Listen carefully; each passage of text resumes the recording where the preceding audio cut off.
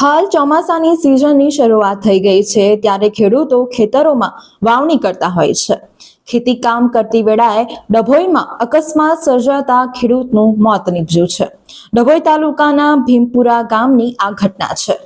ભીમપુરા ગામના ખેડૂત રણજીતભાઈ પ્રભાતભાઈ બારિયા ખેતરમાં ટ્રેક્ટર દ્વારા ખેતી કામ કરતા હતા। તે દરમિયાન આ બનાવ બન્યો છે। ટ્રેક્ટર દ્વારા ખેતી કામ કરતી વેળાએ એકાએક ટ્રેક્ટર પલટી ખાઈ જતા રણજીતભાઈ બારિયા નીચે દબાઈ જતા તેઓને ગંભીર ઈજાઓ પહોંચી હતી। આસપાસના લોકો આ ઘટના જોઈને દોડી આવ્યા હતા અને ડભોઈ ખાનગી હોસ્પિટલમાં તેઓને સારવાર અર્થે ખસેડ્યા હતા, જ્યાં સારવાર દરમિયાન રણજીતભાઈ બારિયાનું મોત નીપજ્યું છે। ઘટનાને પગલે પરિવારજનોમાં ગમગીની ફેલાઈ ગઈ હતી।